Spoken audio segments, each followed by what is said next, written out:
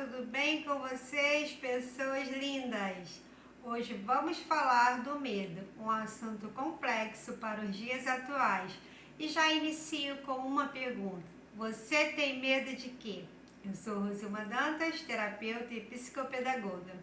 Hoje nós vamos abordar a questão da violência.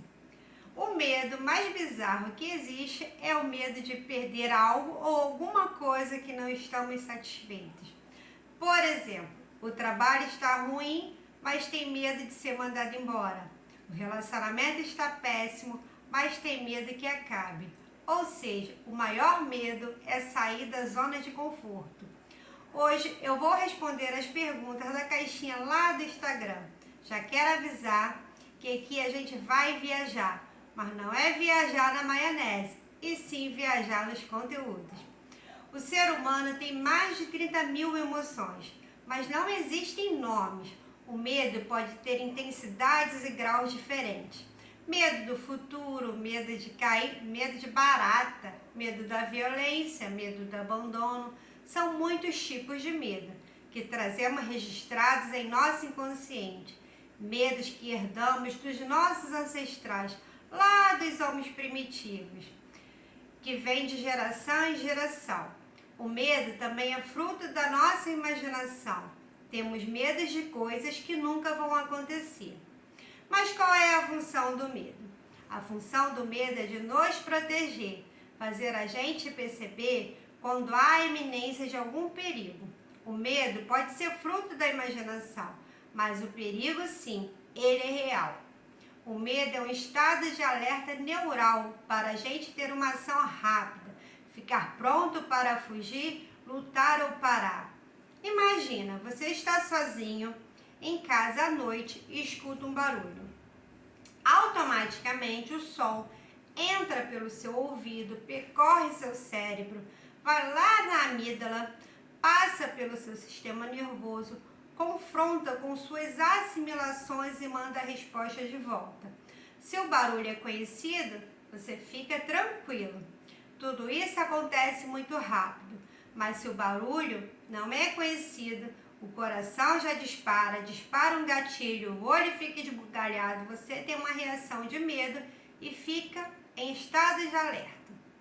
Agora vamos fazer uma viagem para o futuro. Imagina que você está com 80 anos e se pergunta se tem algum arrependimento de coisas que você não viveu por conta do medo. Se a resposta for sim, você precisa refletir quais são os medos que você precisa enfrentar. É a dor da perda? É a dor do processo? Do resultado? Qual é o seu medo? Muitas pessoas deixam de crescer, evoluir na vida, porque tem medo de como vai ser a caminhada, se vai ter bons resultados, é o medo do desconhecido. E quando você começa a dar os primeiros passos e parte para a ação, que é a coragem, o cérebro vai deixando de lado esse medo imaginário que é retroalimentado pela metacognição. E você segue adiante com mais motivação. O cérebro, ele quer te proteger. O seu inconsciente quer te manter em segurança, mas ele não sabe o que é certo e o que é errado. A coragem não é ausência de medo. Ela é uma atitude de enfrentamento, mas também não pode ser uma imprudência, que seria uma total ausência de medo. A decisão, ela muda tudo. Como você vai olhar para o medo, como você vai encarar o medo, como você vai seguir mesmo com medo. Já aconteceu de você não ter coragem de colocar uma ideia em prática e vir outra pessoa e usar a sua ideia?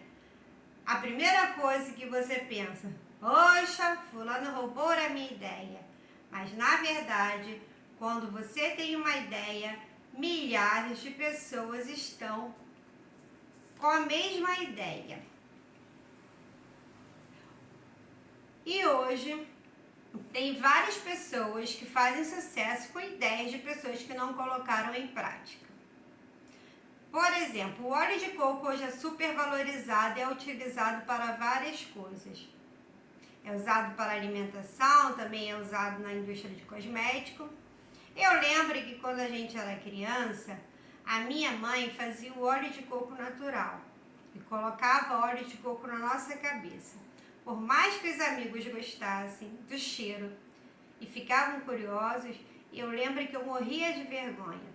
E o caminho da escola era um sofrimento. Por vezes eles vinham cheirar o meu cabelo. Hoje eu penso, caramba, minha mãe podia ter feito dinheiro. No mínimo, ter vendido uma ideia. Porque a indústria de óleo de coco cresceu muito. Então, a função do medo não é de te paralisar, mas é para você ser prudente, que você se prepare, que você esteja pronto para as oportunidades, porque os riscos, eles sempre vão existir. O medo, ele é aprendido. Pensa nas crianças, nos primeiros anos de vida que a gente tem que correr atrás o tempo todo, porque elas não têm a menor noção do perigo. As crianças, quando passam por um processo de superproteção, elas acabam crescendo medrosas. Por isso, é sempre bom manter o equilíbrio. Bom, agora eu vou responder a caixinha lá do Instagram. Tem 3 respostas bem interessantes para a pergunta. Você tem medo de quê? São elas: medo de não conseguir fazer dinheiro para bancar o padrão de vida. A outra: medo de não conseguir me cuidar. E a última: medo de não poder ter certeza, controle sobre o que depende da ação do outro. Eu vou responder uma de cada vez, mas não vai embora, porque agora vai entrar no conteúdo bem importante para o seu futuro. A primeira resposta, medo de não fazer dinheiro, está muito ligada à forma que a gente olha para a venda. São dores lá da infância, que quando a gente pensa em vender alguma coisa, vem aquele medo do julgamento. Parece que você está pedindo ou parece que quer manipular a outra pessoa para comprar o seu produto. A mente começa. Será que a pessoa vai achar meu produto caro? Será que isso? Será que aquilo? São tipos de medo que também estão arraigados na nossa cultura. A mais-valia que Karl Marx falava. Nós não somos educados para sermos empreendedores, patrões. Nós somos educados para sermos funcionários, para servir. E claro que todos os profissionais, todo tipo de serviço prestado tem o seu valor. Não é disso que eu estou falando.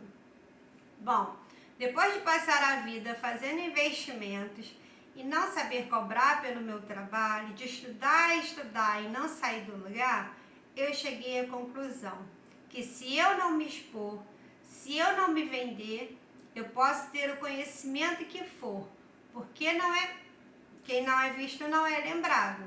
E quantos terapeutas tem por aí?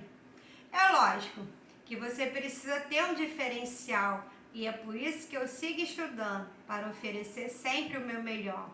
Bom, isso daria uma aula de vendas. Depois que você cuida desses medos, medo da exposição, medo do julgamento, medo de passar pela humilhação, da manipulação, de não confiar no outro, vai surgir o vendedor, porque tudo é venda. Se você quer conquistar alguém, você se vende. Você não vai falar dos seus defeitos, você vai falar das suas qualidades. Se você quer dar a sua opinião, colocar uma ideia, você precisa se vender, você precisa argumentar. Se você vende, você quer receber, certo? A gente tem medo de cobrar. Já fui essa pessoa. E uma frase que eu ouvi virou uma chavinha na minha cabeça. Cobrar traz uma conotação ruim. Parece que você está, pressionando a pessoa, parece que você está obrigando a pessoa a te dar alguma coisa. A frase é a seguinte: você está indo buscar o que é seu, o fruto do seu trabalho. Você não está indo cobrar. Você ofereceu um produto de qualidade que beneficiou a pessoa e agora você tem a sua moeda de troca, que é o dinheiro. Bom, eu sei que o conteúdo está extenso, mas eu tinha falado que existe mais de 30 mil medos. Bom, não vou falar de todos aqui, mas vou responder a segunda caixinha. Medo de não dar conta de mim. A gente vem falando de autoconhecimento, de voltar para o centro, de se colocar em primeiro lugar, se autovalorizar, ser a sua melhor companhia, ser protagonista da sua própria história. E às vezes pode ser entendido como: eu não posso precisar mais de ninguém, ou agora eu não vou ajudar mais ninguém, eu vou olhar para mim. Então, não é bem assim. Aí seria egoísmo, né? Voltar para o centro, o egocentrismo, né? O foco deve estar em você em primeiro e depois no outro. Nós temos a tendência de levar as coisas para as extremidades. Nós somos seres sociais e cada um tem sua habilidade. A gente sempre vai depender em precisar um dos outros. Bom, quando a gente fala desse novo eu, a gente está falando de você ser responsável por você, de não sofrer com dependência emocional, se vitimizar, não ser um peso para outras pessoas. Temos famílias, amizades que a gente cultiva. Ficar sozinho não é no sentido de solidão, mas de solitude. Um momento para você se conhecer, para você estudar, se cuidar. Esse momento mais reservado para você ser melhor para você mesmo e automaticamente para o outro e para a humanidade. Bom, prometo que está acabando.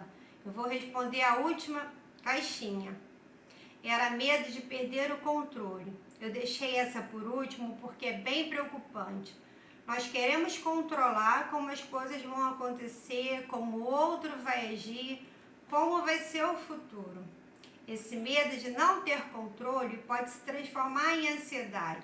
Você criar uma expectativa fadada à frustração. É impossível alguma coisa sair totalmente do seu jeito. Você planejou, mas ainda mais quando depende, né, de uma segunda pessoa. Cada um tem uma ideia, cada um tem o seu tempo. Esse controle exacerbado faz com que a gente perda as pessoas, porque ninguém quer ser controlado o tempo todo. As pessoas controladoras no relacionamento, elas tendem a ser traídas, porque elas acabam negligenciando um valor da outra pessoa, que pode ser a liberdade. E aí a pessoa entra em conflito com seus próprios valores e acaba traindo. O que você tem que fazer? Mudar, né, a expectativa para perspectiva. Você faz o que está dentro do seu alcance e deixa que o outro faça parte dele. Você pode fazer uma lista, né, uma das coisas que estão dentro do seu controle e as coisas que não estão dentro do seu controle. Escrevendo vai ficar mais visível. Aí você pode decidir se vai tomar a decisão ou não. Bem, voltando para o tema do medo, as pessoas vivem com medo. Elas vivem com tanto medo e isso é uma dor muito grande que precisa ser tratada na terapia. Eu tenho exercícios que são bem profundos, mas que não dá para aplicar aqui. De qualquer forma, eu vou ensinar algo mais simples. Imagina que você consegue se dissociar do medo e você coloca ele na sua frente. Aí você pega esse medo, transforma ele em um objeto bem pequeno, coloca ele no bolso ou embaixo do braço e segue. É isso aí. Não esquece de deixar o seu like e compartilhar com quem precisa. Deixa aqui no comentário quais são os seus medos. E até mais.